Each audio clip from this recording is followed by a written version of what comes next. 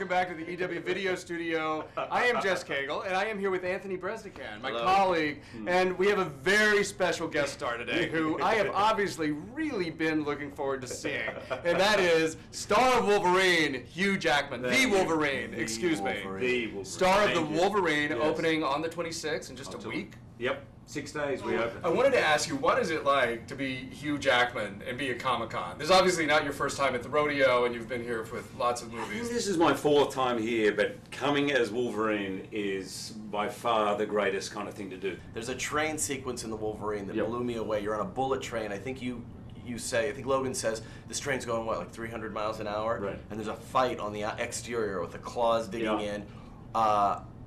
It was amazing. What's it like shooting that? Because I'm guessing you're not actually on a train that's blasting through Japan. No. Honestly, it took us 3 weeks to shoot it. When I saw the movie, I think it's probably, certainly action-wise, the highlight of the movie. I was so relieved because, let me tell you, it was not easy. I almost broke my neck on one of the stunts. I certainly... What was that stunt? It's when I actually exit from the interior of the train outside. And so as we fly out, there's 2 of us getting pulled out, and I'm holding onto a rail. That's the only thing that stops us. So as you go out, you have to simulate all of a sudden you're going out, and then it's whipped through. So we got whipped, but my head got caught literally in the wrong. So my head was up against the train, and my body went that way. I got an early night. I got home early that day. Yeah. What is the difference in this Wolverine and the last Wolverine? You know, for better or worse, I felt like the last Wolverine ended up feeling like another X-Men movie. We had another 7 mutants. It was sort of like that team thing, and this is the Wolverine. This is, you get to see him as in a more intimate way, in a way you see him more restrained. And whilst the Berserker rage is there and the action sequences are there, you kind of get to see more of his human side, the vulnerabilities, and I'd say that's the biggest difference.